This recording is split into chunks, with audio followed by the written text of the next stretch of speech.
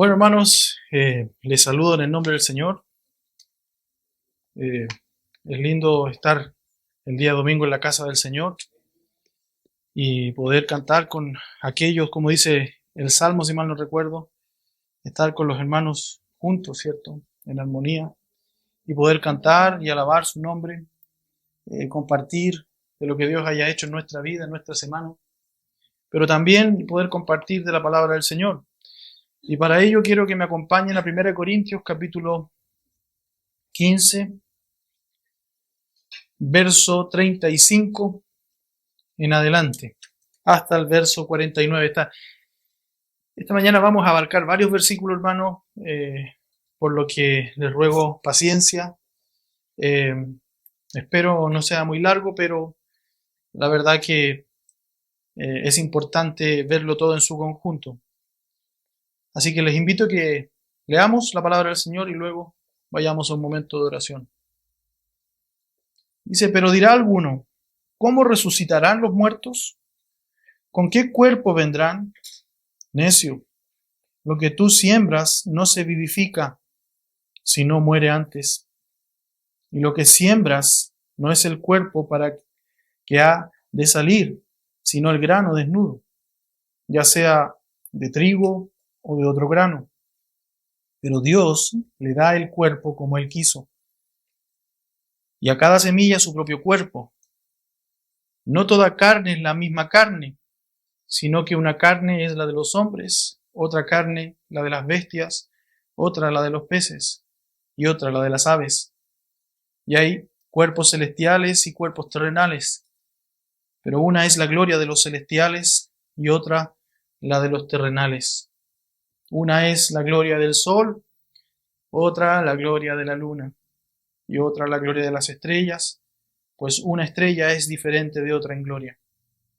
Así también es la resurrección de los muertos. Se siembra en corrupción, resucitará en incorrupción. Se siembra en deshonra, resucitará en gloria. Se siembra en debilidad, resucitará en poder. Se siembra cuerpo animal, resucitará cuerpo espiritual. Hay cuerpo animal y hay cuerpo espiritual. Así también está escrito, fue hecho el primer hombre, Adán, alma viviente, y el postrer Adán, espíritu vivificante. Mas lo espiritual no es primero, sino lo animal, luego lo espiritual. El primer hombre es de la tierra, terrenal. El segundo hombre, que es el Señor, es del cielo. ¿Cuál el terrenal? Tales también los terrenales. ¿Y cuál el celestial? Tales también los celestiales. Y así como hemos traído la imagen del terrenal, traeremos también la imagen del celestial. Amén. Hermanos, el título de la enseñanza hoy día es Resucitaremos, porque claramente el apóstol Pablo, ya habiendo defendido contra la creencia de aquel entonces de que no había resurrección de los muertos, que ese es el contexto de 1 Corintios 15, y habiendo visto la semana pasada que la resurrección, hermano, nos anima a la santificación, al evangelismo, y viendo también que parte de la evidencia del no creyente en sí es aquel que rechaza el evangelio y por lo tanto rechaza esta verdad, como estaba pasando en aquellos hermanos que el apóstol Pablo termina el verso 24 diciéndole, velad debidamente y no pequéis, dice, porque algunos no conocen a Dios, para vergüenza vuestra lo digo. Claramente quien rechaza la resurrección, hermano, es alguien que no conoce a Dios, es alguien que no ha creído en el evangelio. La resurrección es eje central en el evangelio. Y el propósito de los versos que hemos leído, hermano, que es del verso 35 al 49, es que afirmemos bíblicamente que la salvación incluye la redención de nuestro cuerpo. No solo somos salvos en alma y en espíritu, sino también somos salvos en cuerpo. Y entender, hermano, también por qué Pablo defiende la resurrección corporal en 1 Corintios. Recordemos que estaban siendo atacada esta doctrina, que es una doctrina que nosotros tenemos que entender y que tenemos que creer con respecto a la resurrección de los muertos. Y hoy día, hermano, vamos a comprender un poco el argumento del apóstol Pablo de la resurrección de los cuerpos, de nuestros cuerpos, en un tema en 4 aspectos principales, que voy a hacer mención de ellos al final, pero dice el apóstol Pablo que él nos va a dar una analogía en la forma, contrastes y el prototipo final de nuestra resurrección. Y eso, hermanos, nosotros debemos aplicarlo a nuestra vida cristiana. El tema central, hermano, como ya hemos visto en el libro de 1 Corintios capítulo 15, es la resurrección, y especialmente la resurrección de los creyentes como doctrina esencial del Evangelio y esperanza final, porque como hemos visto también los incrédulos van a ser resucitados. Voy a hacer mención a eso en el transcurso de la enseñanza, pero a modo de anticipación, los incrédulos también van a ser resucitados en cuerpos que van a estar preparados para sufrir eternamente. Nosotros vamos a tener cuerpos glorificados, pero ellos van a tener cuerpos adaptados para ser sufridos toda la eternidad. Ahora, el problema que había en la iglesia de Corintio, como ya hemos hecho referencia, hermanos, que algunos decían que no había resurrección de entre los muertos. Y el texto clave que a nosotros nos da ese argumento es 1 Corintios 15:12, que dice: pero si se predica de Cristo que resucitó de los muertos, ¿cómo dicen algunos entre vosotros que no hay resurrección de muertos? Entonces el apóstol Pablo ha ido desarrollando el argumento para defender lo que es la doctrina de la resurrección, para dar la certeza al lector de que ellos van a ser resucitados, de que no solamente van a ser salvos espiritualmente y en lo que es el alma, sino también en sus cuerpos. Y al llegar a este pasaje se ve una pregunta que no es nueva, es una pregunta que ha cruzado los siglos. Y es una pregunta que nace del escepticismo, del dolor, inclusive ante la muerte de algún ser querido, o ante el misterio simplemente de la muerte, como lo dice el verso 35. ¿Cómo resucitarán los muertos? ¿Cómo resucitarán los muertos? El apóstol Pablo lo dice claramente, pero dirá alguno, ¿cómo resucitarán los muertos? ¿Con qué cuerpo vendrán? Y eso nos da el encabezado de la enseñanza de esta mañana. Porque el apóstol Pablo comienza a explicar cómo van a resucitar los muertos y cómo y con qué cuerpo vendrán. Y yo sé, hermanos míos, que esta no es una pregunta meramente académica, sino que es una pregunta que surge cuando nosotros estamos enfrente de una tumba. Cuando nosotros vemos un cuerpo ya inerte. Cuando estamos frente a la sepultura de un ser querido. Y vemos ese cuerpo que ya no tiene vida. Ya no es la persona que nosotros conocíamos, son sus restos. Y nos preguntamos, ¿cómo Dios los va a resucitar? ¿Se ha preguntado eso? ¿Con qué cuerpo vendrá ese ser querido cuando Dios lo resucite? ¿Va a ser el mismo cuerpo? Es una pregunta, hermano, que surge, que emana cuando también vemos nuestro deterioro. Cuando vemos que nos enfermamos, cuando vemos que envejecemos, cuando vemos que nos duele la espalda, que ya no podemos hacer las cosas que hacíamos de niño. Y nos preguntamos, ¿cómo Dios me va a resucitar con este cuerpo enfermo? Con esta mente que quizás ya se está yendo. En la iglesia de Corinto, hermano, algunos aceptaban la resurrección de Cristo. Y como ya lo hemos visto, ellos lo predicaban. Pero la diferencia estaba en que negaban la resurrección de ellos mismos.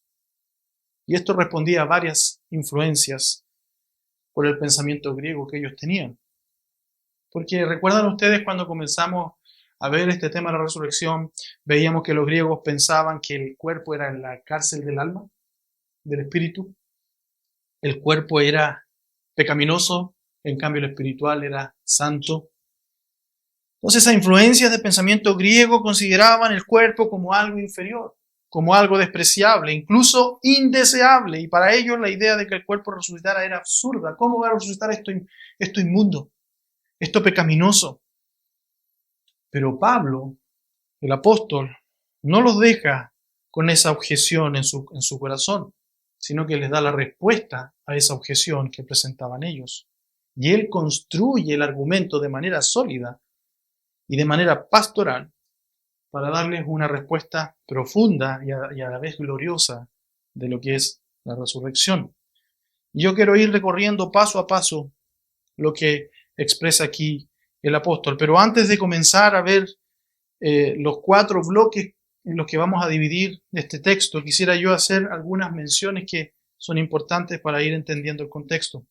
La Biblia, hermano, promete una redención. del cuerpo. No solo nos promete una vida espiritual. Romanos 8:23 dice, el creyente gime esperando la adopción, es decir, la redención del cuerpo.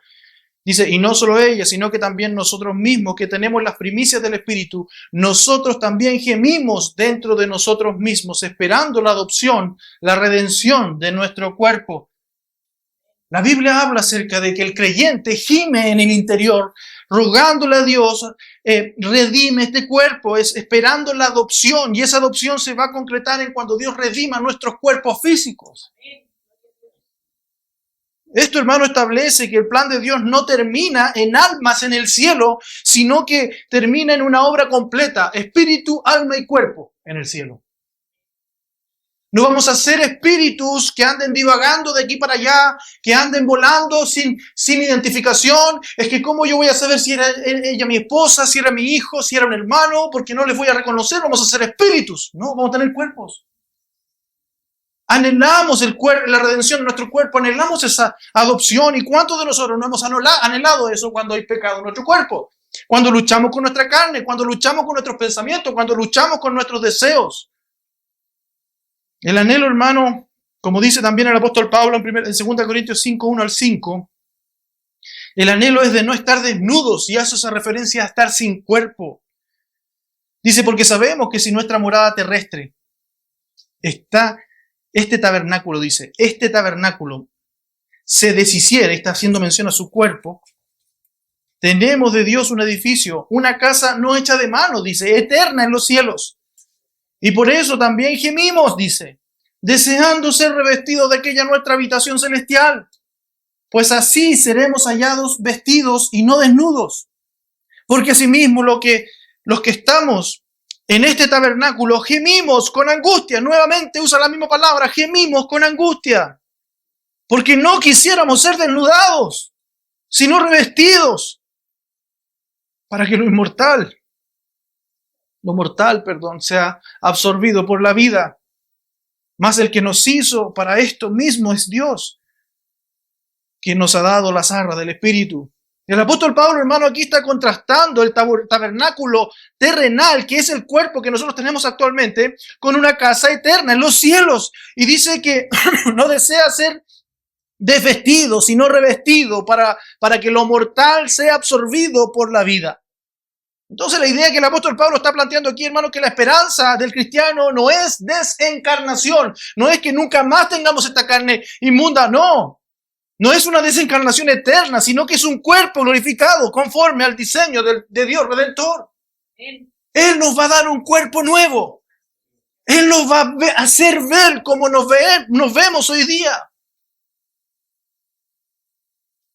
Además, hay promesas directas que el Señor Jesús hizo sobre la resurrección. Lo vemos con Jesús y Marta cuando resucitó a Lázaro en Juan 11:21. Dice, y Marta dijo a Jesús, Señor, si hubieses estado aquí, mi hermano no habría muerto. Mas también sé ahora que todo lo que pidas a Dios, te lo dará. Jesús le dijo, tu hermano resucitará.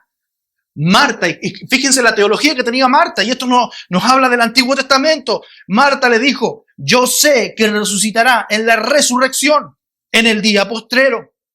Marta le dice que sabía que iba a resucitar en el día postrero. Fíjense, Jesús le dijo, yo soy la resurrección.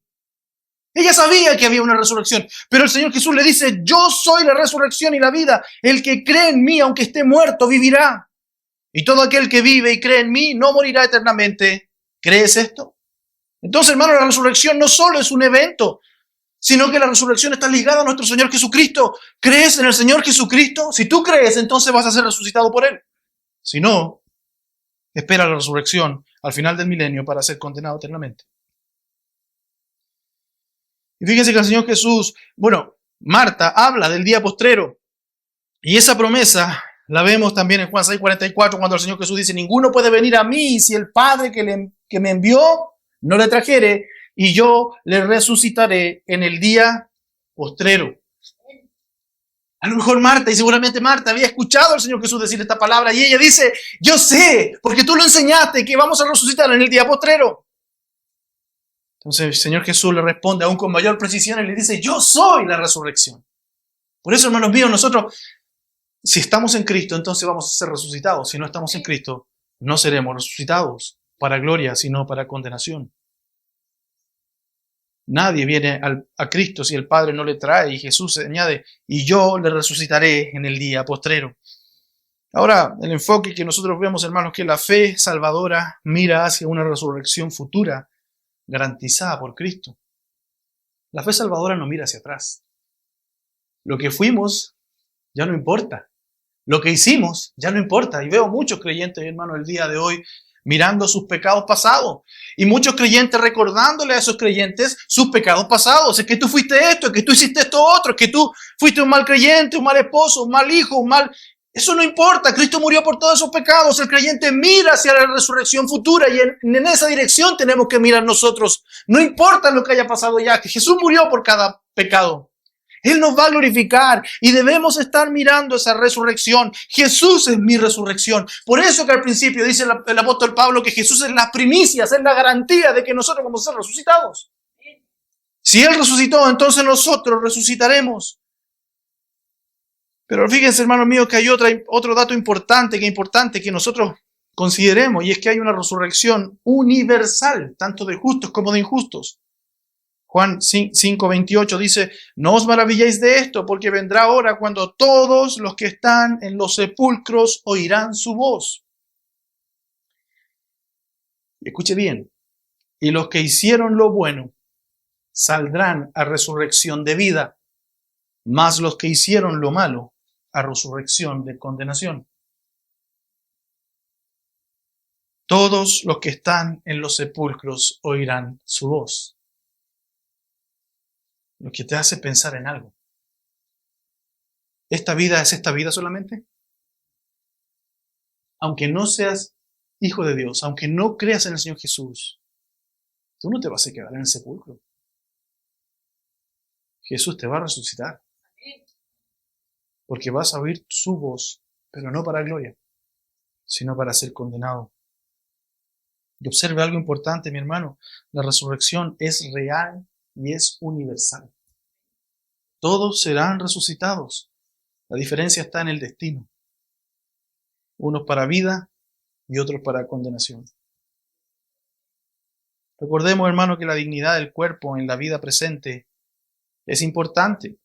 Dice el 1 Corintios 6:19, ¿o ignoráis que vuestro cuerpo es templo del Espíritu Santo, el cual está en vosotros, el cual tenéis de Dios? ¿Y qué dice? Y que no sois vuestros. Muchos piensan que el cuerpo es despreciable. No, mira, tatúate lo que quieras. No, mira, ampútate lo que quieras. Ponte lo que quieras. Arréglate lo que quieras. El cuerpo no importa si nuestra vida es espiritual. Esa misma lógica puedo usar yo para decir, ¿puedo adulterar? Parece el cuerpo. El cuerpo va a ir a la inmundicia. Jesús salvó mi espíritu. Jesús salvó mi alma. No, hermano. El cuerpo es importante. El cuerpo es digno. Es por esto que hoy día el cuerpo es templo del Espíritu Santo. Entonces, hermanos míos, cuida tu cuerpo. Honra tu cuerpo. Porque es donde el Espíritu Santo está morando el día de hoy. Lo que implica, hermano, es que Dios no desprecia el cuerpo. Dios creó el cuerpo. Dios habita por el Espíritu tu cuerpo y Dios finalmente resucitará tu cuerpo. Por lo tanto, no es sin importancia lo que tú hagas con tu cuerpo. Dios lo creó, Dios lo habita y Dios lo resucitará. Pero había un trasfondo de oposición en la iglesia de Corinto. Y era esta filosofía griega que confundía, ¿cierto? Se confundía también con algunas filosofías judías. Y la objeción griega era que la materia es mala, que el cuerpo es malo, es despreciable, que no importa. Y Pablo enfrenta esta idea, hermano, común en el mundo griego. Lo espiritual es bueno, lo material malo, por lo que la resurrección corporal parecía absurda. ¿Para qué Dios va a resucitar esto malo? ¿Para qué Dios va a resucitar? Hermano, si tú eres... Bueno, no voy a decir nada porque se puede sentir aludido. Era absurdo para el griego pensar en la resurrección de lo malo. Pero tenemos testimonios, hermanos, en el Antiguo Testamento de que había una esperanza de resurrección. Así lo vemos en el libro de Job, capítulo 19, verso 25. Dice, yo sé que mi Redentor vive, dice Job, y al fin se levantará sobre el polvo, y después de deshecha esta mi piel, dice, en mi carne he de ver a Dios. Amén. Job sabía que él en un momento iba a ser podrido, iba a volverse polvo su cuerpo, pero sabía que una vez que su carne fuera resucitada, que él fuera glorificado en resurrección, iba a ver a Dios. Y dice, al cual veré por mí mismo y mis ojos lo verán y no otro.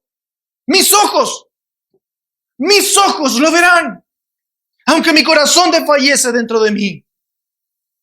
Hermano, Job hace eco de la idea citada en la enseñanza que el apóstol Pablo está haciendo a los Corintios. Job expresa la esperanza de ver a Dios en su carne, en resurrección.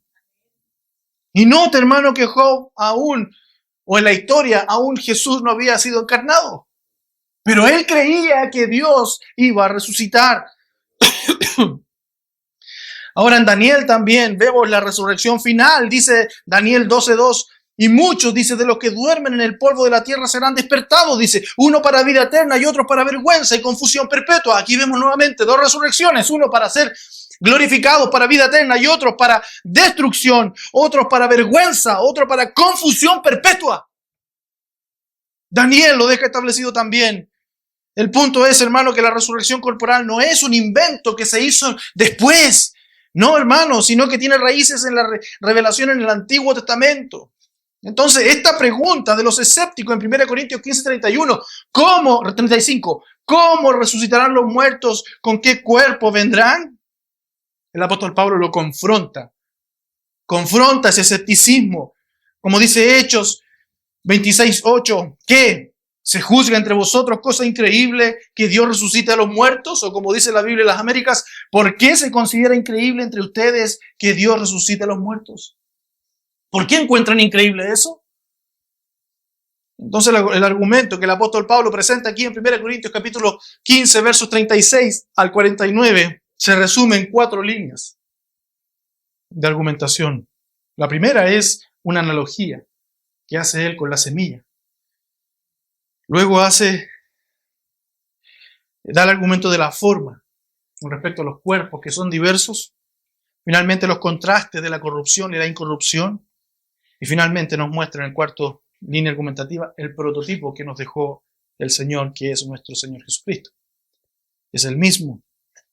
Entonces vamos a partir con la primera analogía, que es la semilla, versos 36 al 38. Necio, lo que tú siembras, dice, no se vivifica sino muere antes. Y lo que siembras no es el cuerpo que ha de salir, sino el grano desnudo, ya sea de trigo o de otro grano. Pero Dios le da el cuerpo como Él quiso y a cada semilla su propio cuerpo. Pablo responde, hermano, con una palabra muy fuerte. Le dice, tonto, tontos, tonto. A la pregunta que ellos estaban haciendo, a la pregunta que algunos estaban haciendo, ¿cómo es que vendrán, cierto? ¿Cómo resucitarán los muertos o con qué cuerpo vendrán? El apóstol Pablo le dice, tonto, tonto. Ay, a mí me enseñaron desde chiquitito que no hay preguntas tontas, hermano. Sí, hay preguntas tontas. En el Evangelio sí hay preguntas tontas, porque tenemos certeza de ciertas cosas. No podemos preguntar cosas que sabemos y conocemos. Pero fíjese, hermano mío, que muchas veces no es falta de información, es solamente incredulidad. ¿Cómo resucitaremos? Está siendo invadido por pensamientos griegos, por pensamientos que te llevan al hedonismo, que ya luego voy a hacer mención a eso. Y tú preguntas esto. ¿Tienes evidencia? ¿Has visto al Señor? ¿Viste a los apóstoles? ¿Viste sus señales, prodigios y milagros? Iglesia de los Corintios, ¿cómo preguntas esto? Muchos de nosotros, hermanos, preguntamos lo mismo, poniendo en duda que vamos a ser resucitados, cuando en realidad la misma respuesta va a ser del apóstol Pablo para nosotros. ¡Tonto! ¡Necio! Lo que tú siembras no se vivifica si no muere antes. Hermano, el apóstol Pablo responde con esta palabra fuerte. Y lamentablemente hoy día en la generación de cristal, esta generación que no se le puede decir nada porque por todos se ofenden, seguramente se hubiesen ofendido con el apóstol también. Y yo debo entender, hermano, que la incredulidad muchas veces no es falta de información. La incredulidad muchas veces no es que nos falte información, sino que falta reverencia ante lo que Dios ya ha revelado. Muchas veces la incredulidad es creer que mi razón limitada puede medir el poder infinito de Dios. Yo creo conocer las cosas, entonces es por esto que pongo en duda.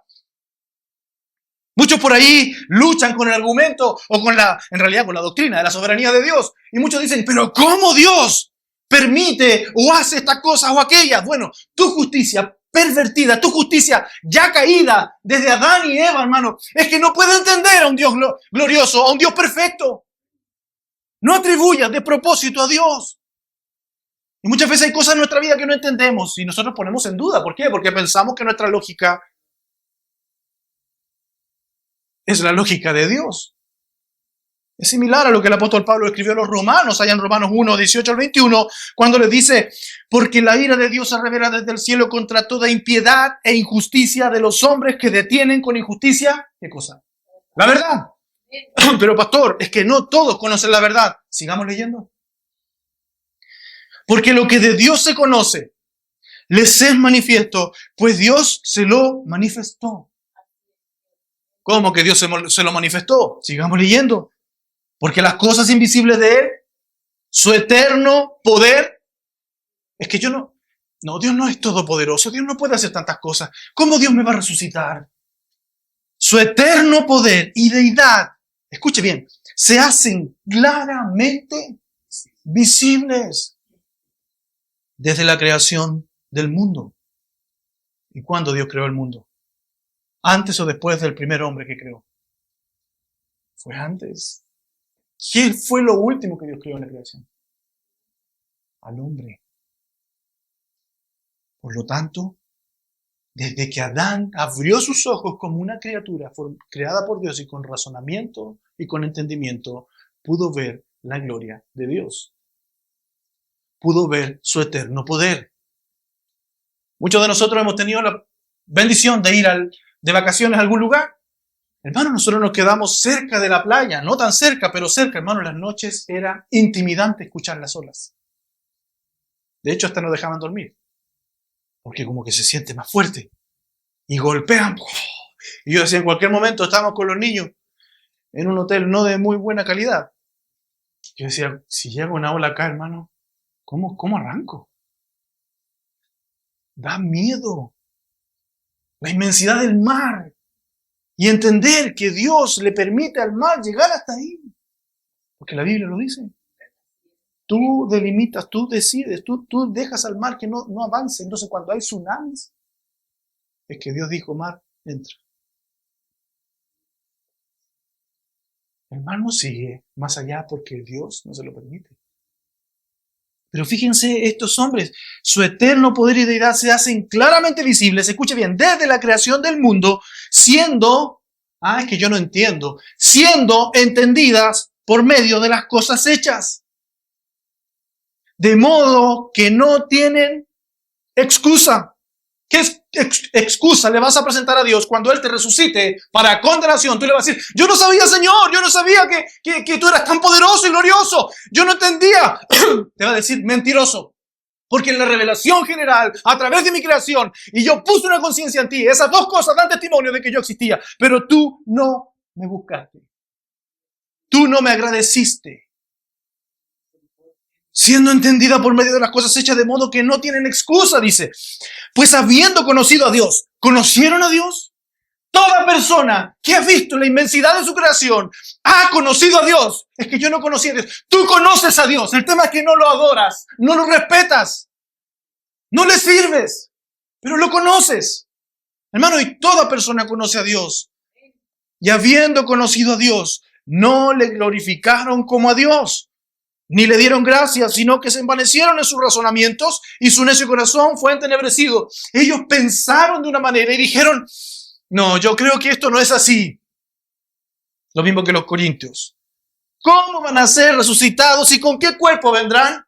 Necio, tonto, desde la creación, desde el primer día es que Dios mostró su eterno poder y deidad. Y tú te preguntas, ¿cómo van a ser resucitados?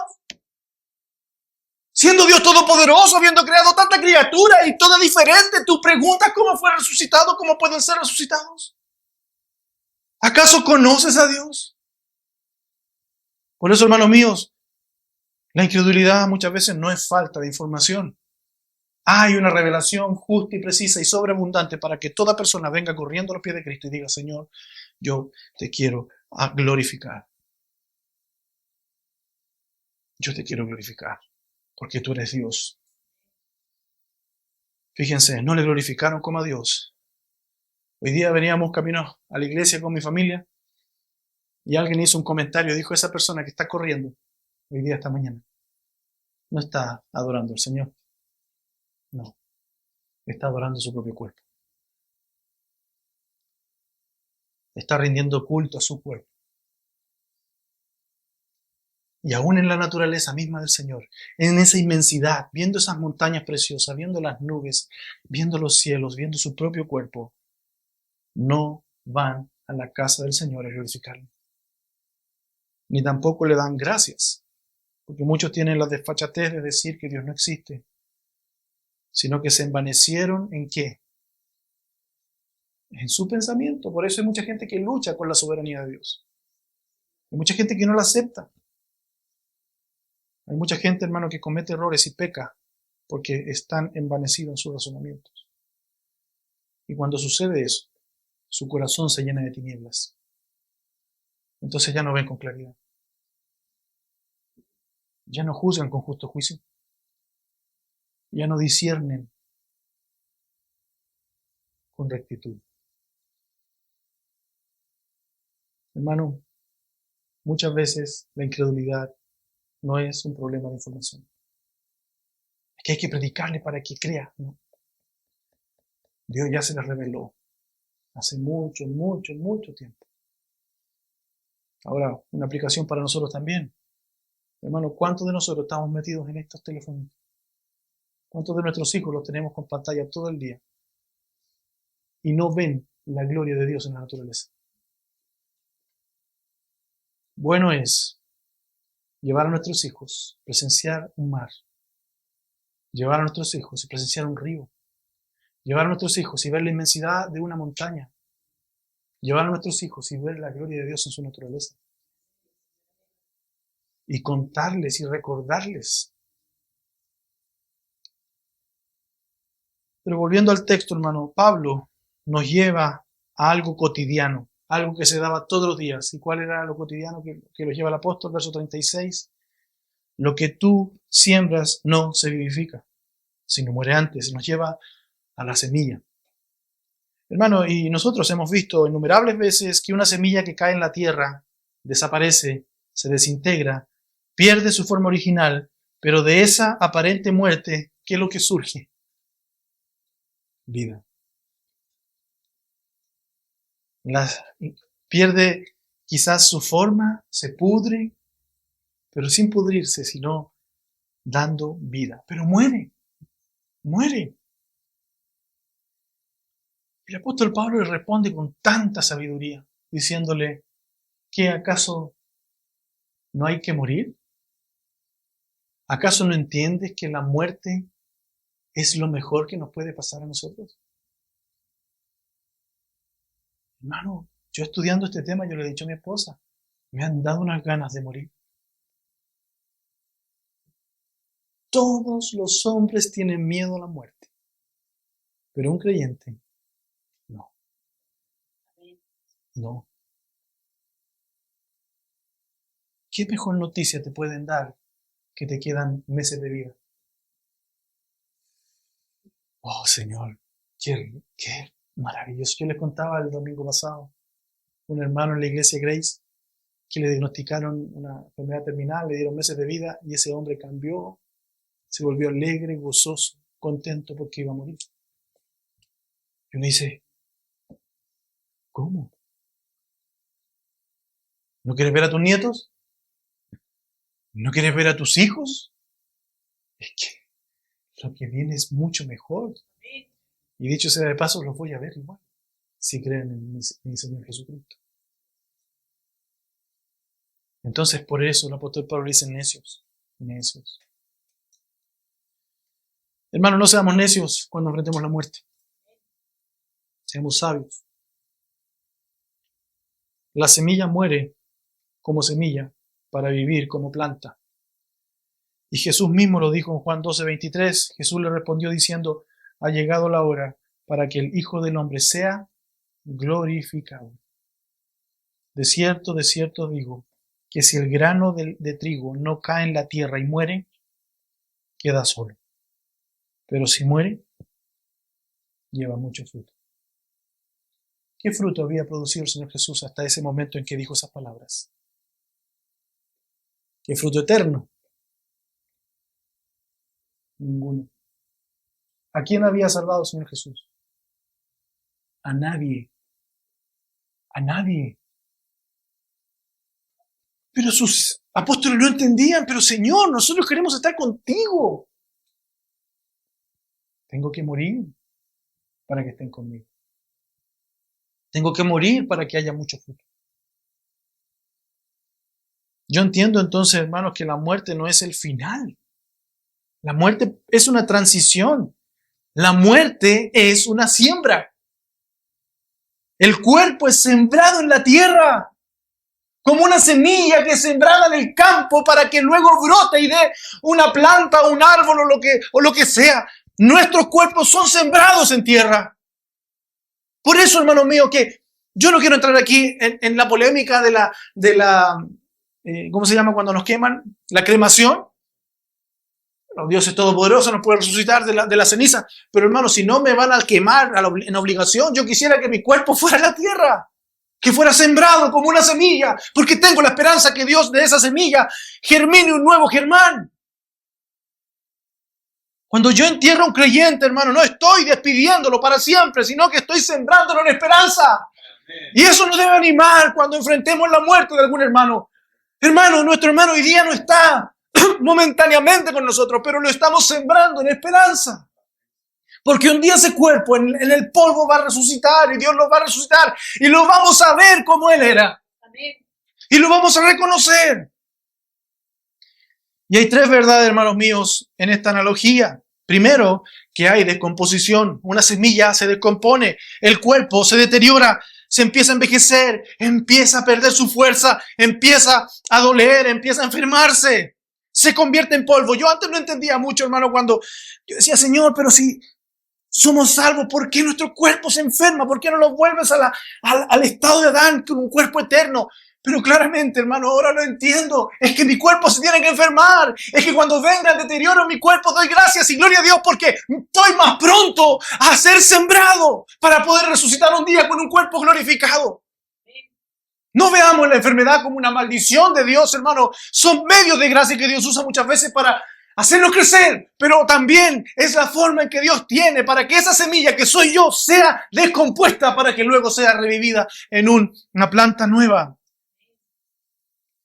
Hermano, el cuerpo se deteriora, se convierte en polvo y eso es real, pero la descomposición no es una derrota, es una preparación para la glorificación. También vemos que hay una diferencia, porque la planta, hermano, no se parece a la semilla. La semilla es así, pequeñita, pero la planta es diferente. Entonces, el cuerpo glorificado no será simplemente una versión restaurada del actual, va a ser un cuerpo, hermano, perfecto.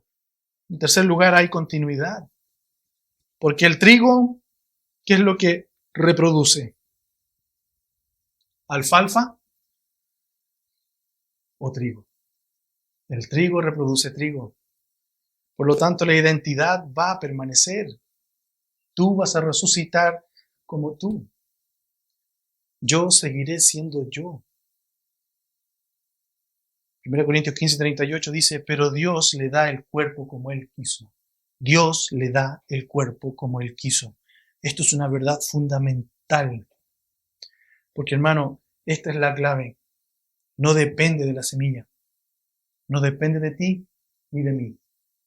Depende de Dios. No depende del hombre. Depende de Dios.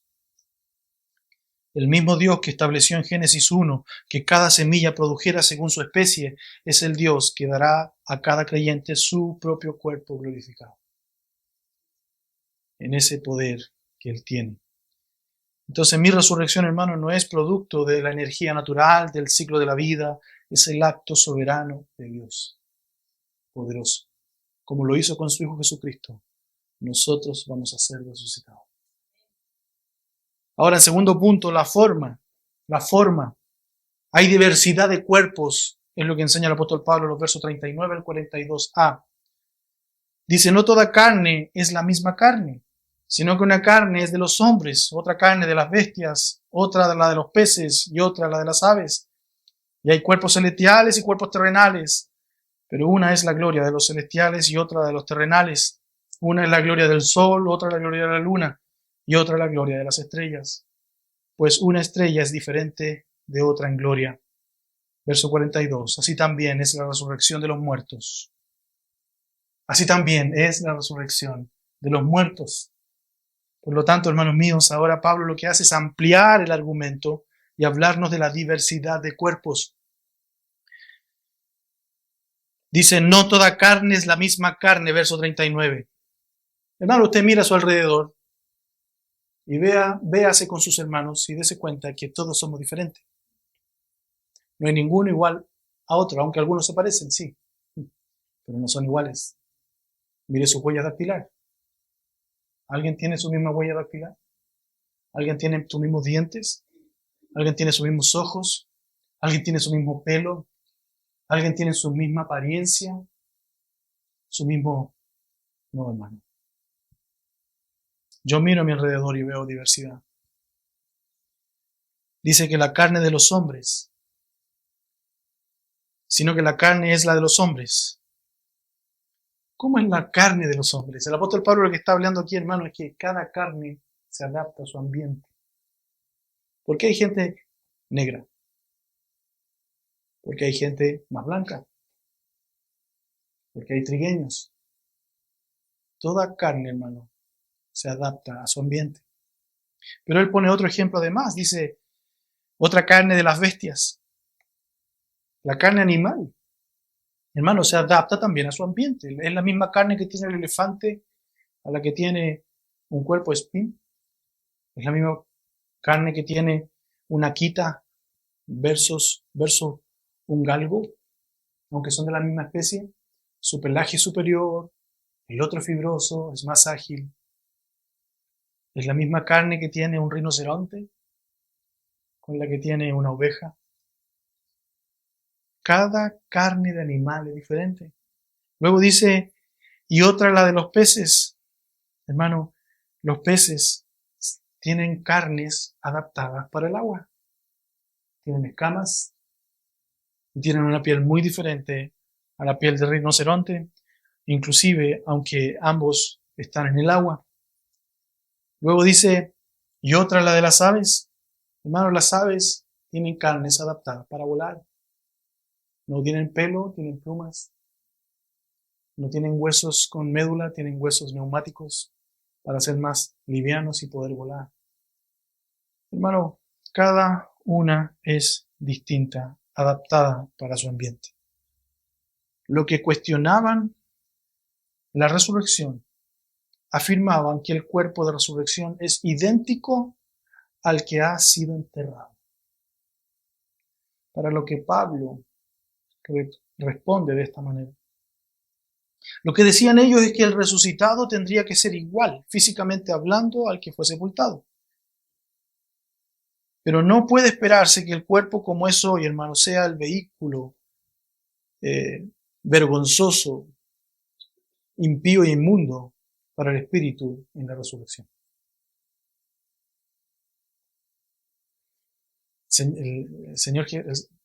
El apóstol Pablo está enseñando que cada cuerpo es adaptado a su ambiente.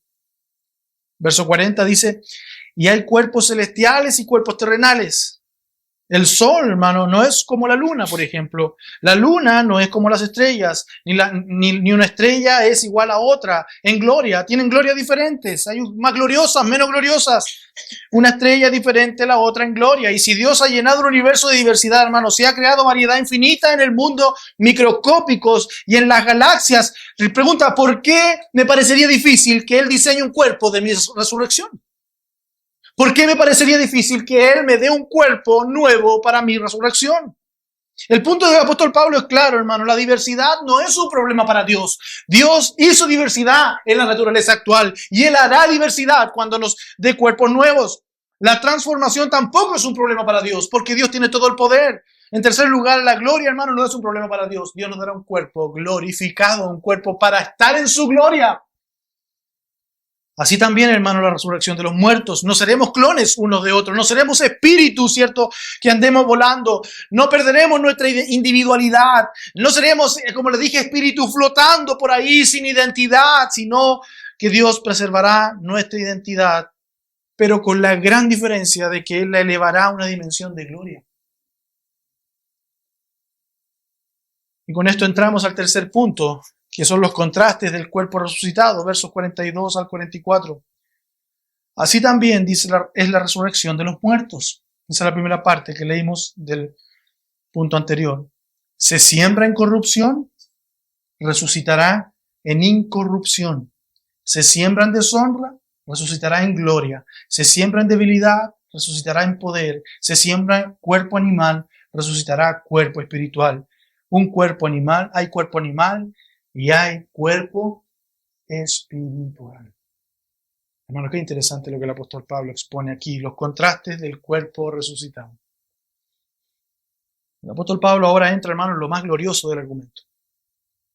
Porque los ejemplos anteriores le permiten al oyente o al lector entender que como hay diferencias entre los cuerpos celestiales y los terrenales, que se diferencian unos de otros y que además son diferentes entre sí, de la misma forma, el cuerpo de la resurrección será diferente al cuerpo físico del hombre en su vida en la tierra. Será diferente. Y aquí, hermano, quiero ver 4 contrastes que transforman y espero que transformen su perspectiva de la muerte. Primer contraste. Dice, se siembra en corrupción, resucitará en incorrupción. Yo vivo hoy día, hermano, y usted vive en un cuerpo que envejece, en un cuerpo que se va deteriorando, en un cuerpo que se va corrompiendo, un cuerpo que se cansa, un cuerpo que se enferma. Y desde el primer momento de nuestra vida, hermano, el proceso de deterioro comienza. Pero en la resurrección, este cuerpo corruptible va a ser revestido de incorrupción.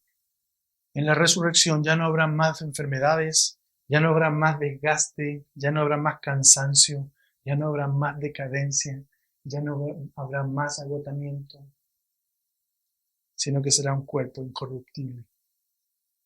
En segundo lugar, vemos verso 43, se siembra en deshonra, resucitará en gloria. La muerte, hermanos, es humillante.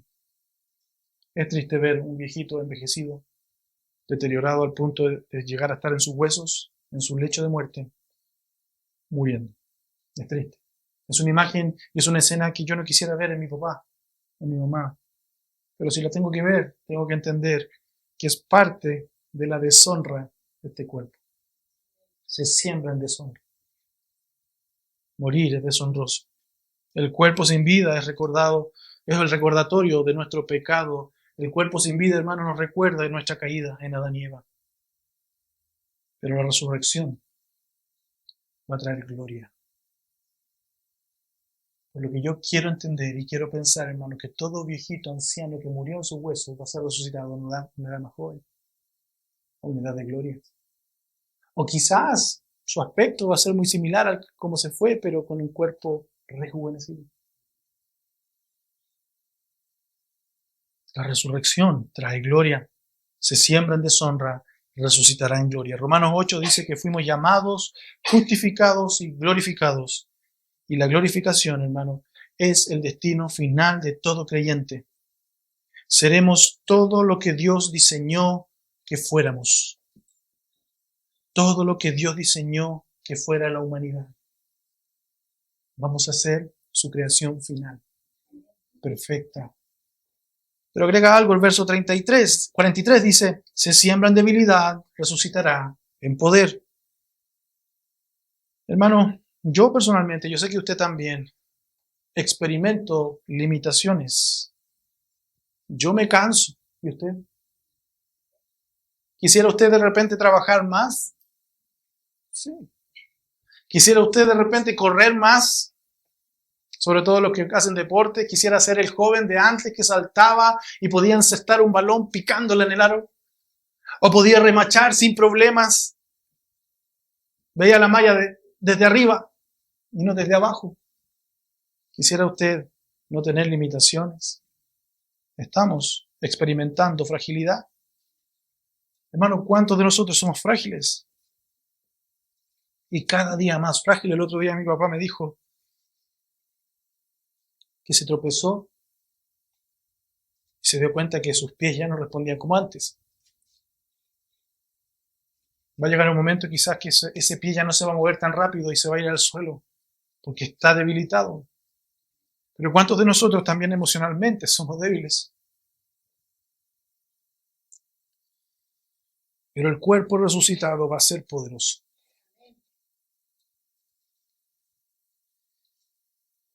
Pero no va a ser un poder independiente de un superhéroe solo, sino va a ser un poder que va a ser sostenido por la misma vida de Dios. Vamos a estar en Él experimentando ese poder. Se siembra en debilidad, resucitará en poder. Y el cuarto punto es, verso 44, se siembra cuerpo animal, resucitará cuerpo espiritual. Hermano, espiritual aquí no significa inmaterial. Significa plenamente adaptado para la esfera del espíritu.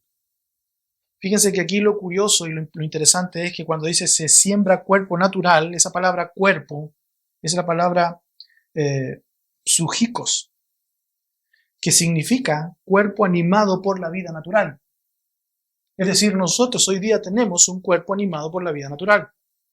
Pero cuando habla de cuerpo espiritual, habla de pneumáticon.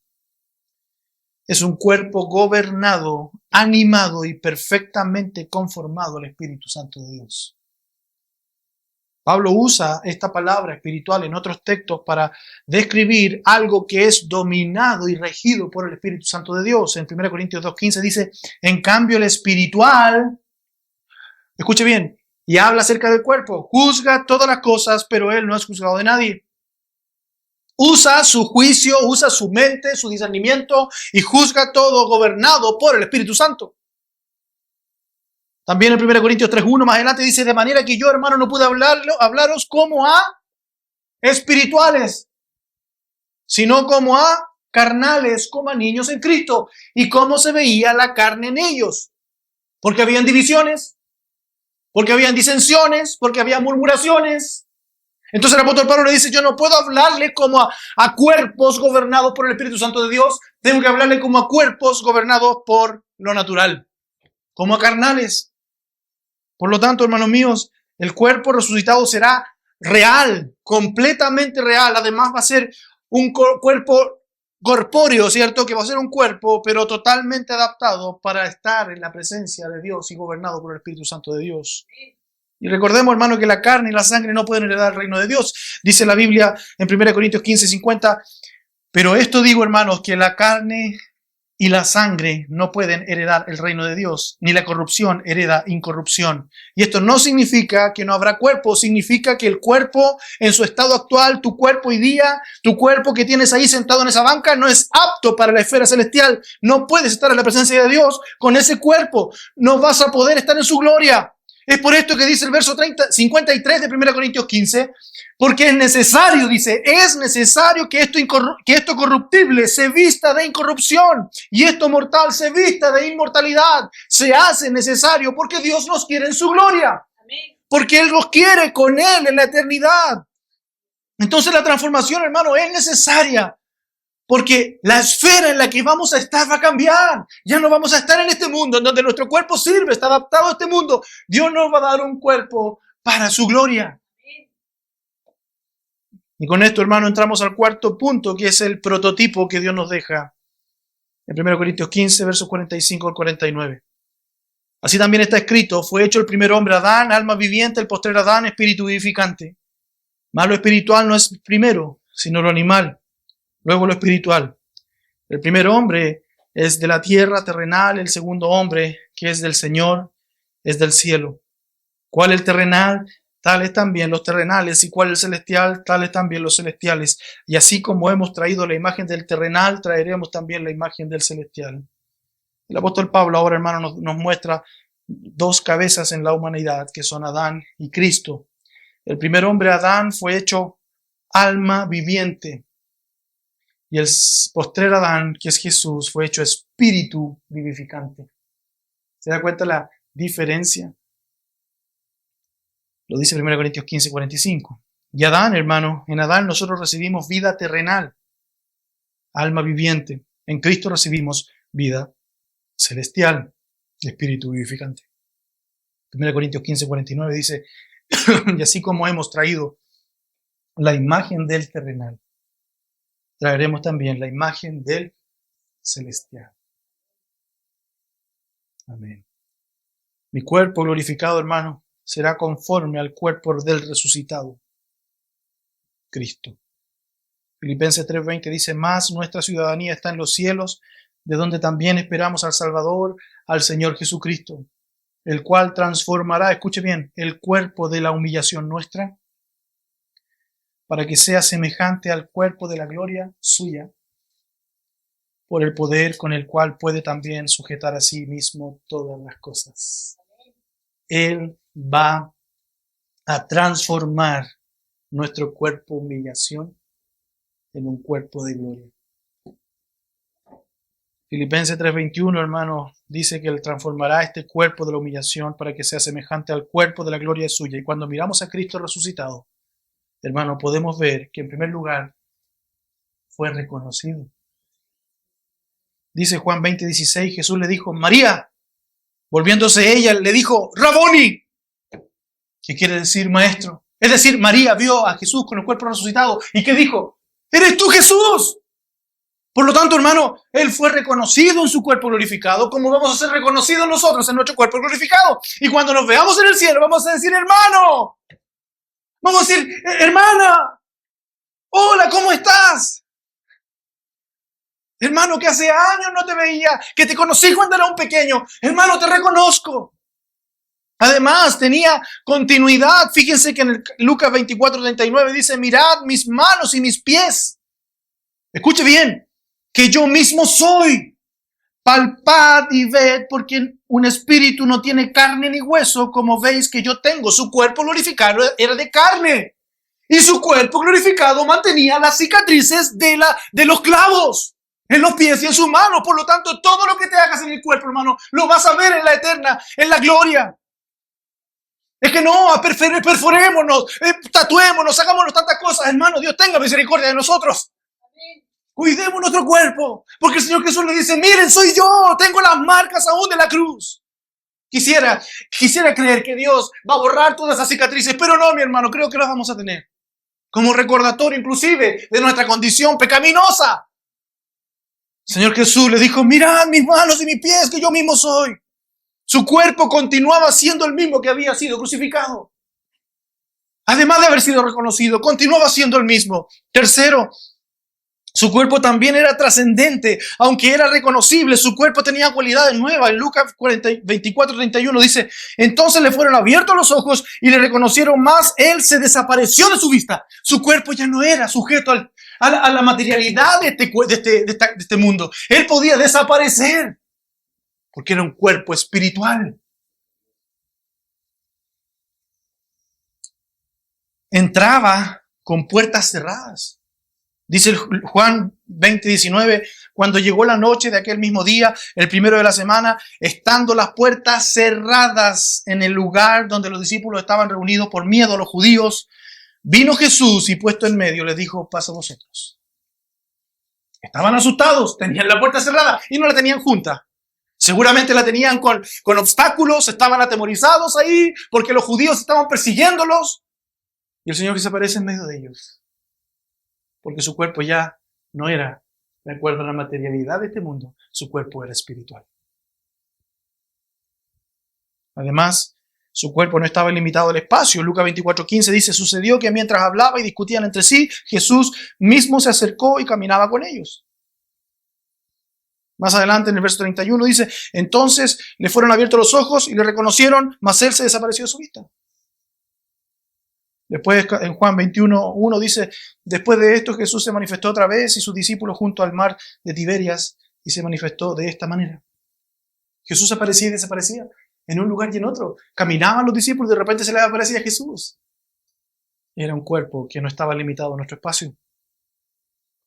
Podríamos ir a Estados Unidos, podríamos ir a Colombia. No vamos a estar limitados a un lugar. Y por último, hermano, su cuerpo ascendió al cielo, Hechos 1:9. Y habiendo dicho estas cosas, viéndolo ellos, fue alzado. No estaba sujeto a la gravedad. Y le recibió una nube que le ocultó de sus ojos.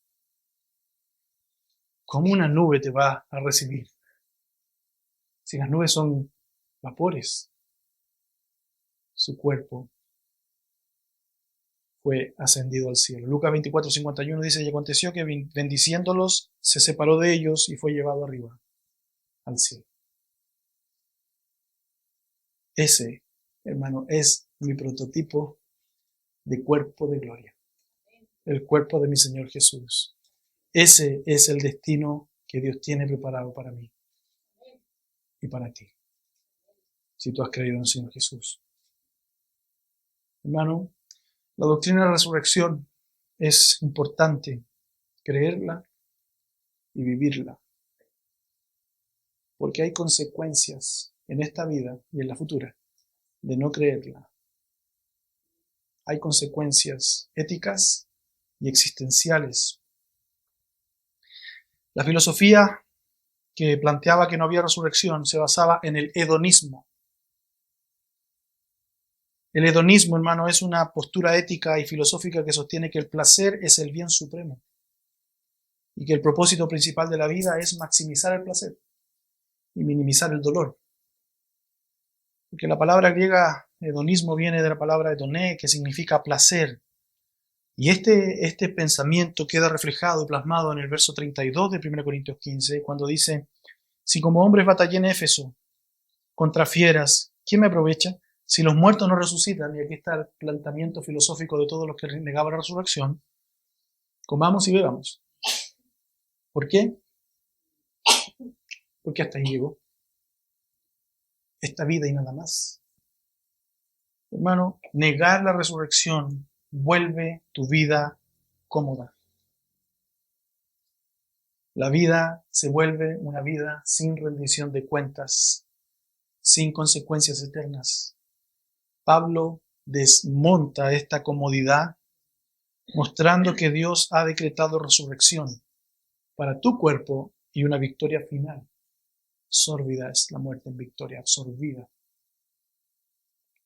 Entonces, hermano, hoy día tenemos una ola de creyentes en las iglesias hedonistas, que lo único que quieren es venir a la iglesia a pasarlo bien. Lo único que quieren es estar en reuniones en donde hagan show, tengan bonita alabanza.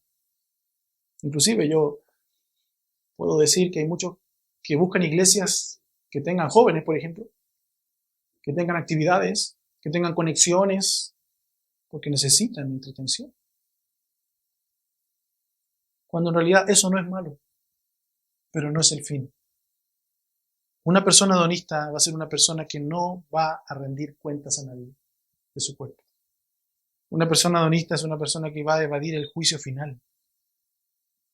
Porque el evento de la transformación final es la venida del Señor Jesús y el arrebatamiento, así lo deja planteado 1 Tesalonicenses 4:13. Tampoco queremos, hermanos, que ignoréis acerca de los que duermen, para que no os entristezcáis como los otros que no tienen esperanza. Porque si creemos que Jesús murió y resucitó, así también traerá Dios con Jesús a los que durmieron en él. Por lo cual os decimos esto en palabra del Señor, que nosotros que vivimos, que habremos quedado hasta la venida del Señor, no precederemos a los que durmieron, porque el Señor mismo con voz de mando y con voz de arcángel y con trompeta de Dios descenderá del cielo y los muertos en Cristo resucitarán primero. Luego nosotros, los que vivimos, los que hayamos quedado, seremos arrebatados juntamente con ellos en las nubes para recibir al Señor en el aire. Y así estaremos siempre con el Señor. Por tanto, alentaos los unos a los otros con estas palabras. Amén. El Señor, hermano, descenderá. Y dice la Escritura que los muertos en Cristo van a resucitar primero, y luego los vivos serán arrebatados con ellos para estar siempre con el Señor. Y el misterio, hermano, es esa transformación instantánea. Como dice 1 Corintios 15:51, que no todos dormirán, pero todos serán transformados en un abrir y cerrar de ojos. Los muertos resucitarán incorruptibles. Y como dice el verso del 54 al 57, la muerte es absorbida en victoria. ¿Dónde está, oh muerte, tu aguijón? Hermano, Dios, para ir concluyendo ya, Dios nos redimió, pero Él nos redimirá completamente. El cuerpo, el alma y el espíritu. No solo tu alma y tu espíritu, hermano mío, cuida tu cuerpo, porque tu cuerpo va a ser resucitado. Cristo prometió esa resurrección. Cristo la garantizó. Cristo es las primicias de aquellos que vamos a resucitar en Él. Y 1 Corintios, hermano, responde a ese escepticismo con argumentos bíblicos y creacionales. La resurrección, lo único que produce en nosotros, hermano, esta doctrina es esperanza, es santidad y es perseverancia. Y destruye esa vida hedonista sin juicio. Comamos y bebamos porque mañana se acabó la existencia. No. Tú vas a dar cuentas a Dios por tu cuerpo. Cuídalo. No lo uses para la fornicación, el adulterio. Cuídalo. Hónralo porque es el templo del Espíritu Santo. Porque Dios lo creó. Porque Dios lo habita. Y porque Dios lo resucitará. Hermano, para cuando estemos en día de duelo, la muerte, hermano, no es la última palabra. La última palabra la tiene Jesús cuando Él resucite a todos sus hijos. Y para nuestra vida de santidad, hermano, tu cuerpo y mi cuerpo hoy día sí importan. ¿O ignoráis que vuestro cuerpo es templo del Espíritu Santo? Parte de esa ignorancia de los corintios era que ellos estaban siendo influenciados por el hedonismo. Estaban siendo influenciados por el pensamiento griego de que el cuerpo era inmundo. No, hermano, el cuerpo es santo. El cuerpo debe ser santificado. Presentad vuestro cuerpo en sacrificio vivo, santo, agradable al Señor, que es vuestro culto racional. Somete tu cuerpo, disciplina tu cuerpo, instruye tu cuerpo.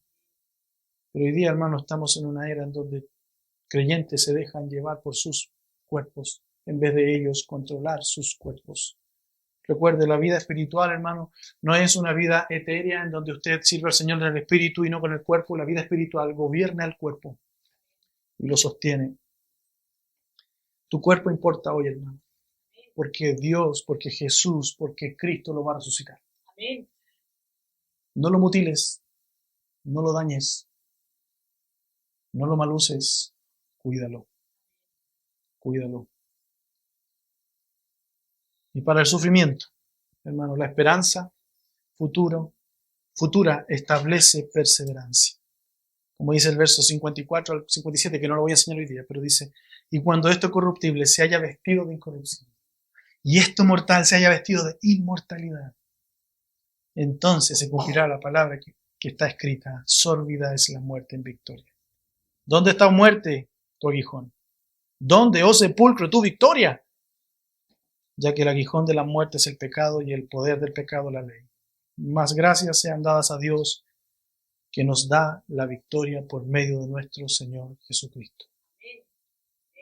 Hermano, por último, tú y yo estamos encargados de predicar el Evangelio.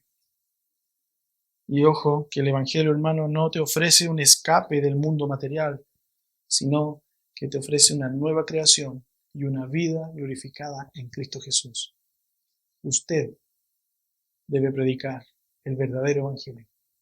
Dios no quiere espíritus, o Dios no quiere adoradores en espíritu solamente, Él quiere cuerpos que sean adoradores de Él también.